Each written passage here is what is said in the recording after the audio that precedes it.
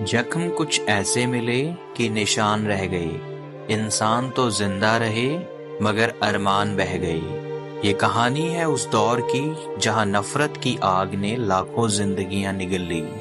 Auschwitz, एक ऐसा नाम जो आज भी इतिहास में सबसे अंधेरे चैप्टर्स की याद दिलाता है।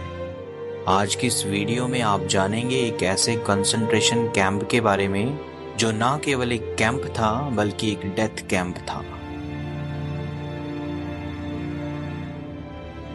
ऑशविट्ज़, जिसे आधिकारिक तौर पर ऑशविट्ज़ बिर्केनाउ कंसंट्रेशन कैंप बोला जाता है, 1940 में सेकेंड वर्ल्ड वॉर के दौरान नाजी जर्मनी द्वारा स्थापित किया गया यह सबसे बड़ा कंसंट्रेशन और डेथ कैंप था। इसे पोलैंड के ऑशविट्ज़ शहर के पास बनाया गया था, जिसे आज ऑस्विचिम कहा जाता है। इस कैंप को बनाने का मुख्य उद्देश्य राजनीतिक कैदियों, यहूदियों, रोमा समुदायों और अन्य नाजी दुश्मनों को कैद करना और उनका शोषण करना था। 1942 में इसे फाइनल सोल्यूशन प्लान के अकॉर्डिंगली डेथ कैंप में बदल दिया गया, जिसमें यहूदियों का बड़ी संख्या में नरसंहार किया गया।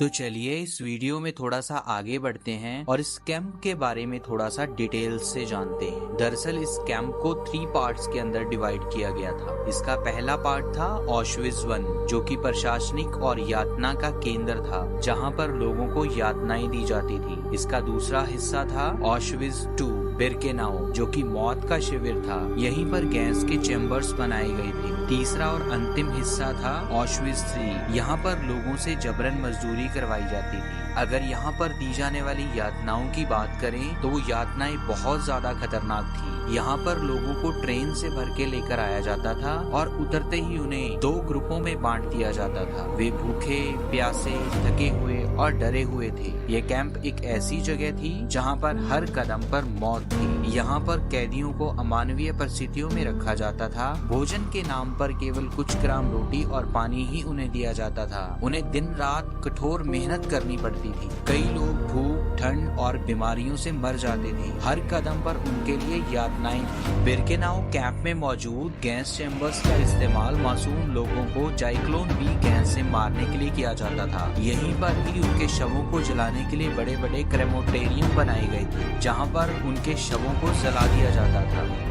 इस मौत के कैंप में करीब 11 लाख लोगों की जान चली गई, जिसमें 90% यहूदी थे। इसके अलावा रोमा समुदाय और पोलिश कैदियों को भी इस क्रूरता का शिकार होना पड़ा। ये मानव इतिहास का सबसे बड़ा और भयानक डेथ कैंप था। यह कैंप लगातार 5 सालों तक बना रहा और फिर 27 जनवरी 1945 को सोवियत रेड आर्मी ने इसे आजाद करवाया। जब सेना यहाँ पहुंची तो उन्होंने 7,000 से भी कम जीवित कैदियों को इस कैंप के अंदर पाया और उनके चेहरे पर डर और शरीर पर निशान थे, जो उन भयानक दिनों की कहानी को बयान कर रहे थे।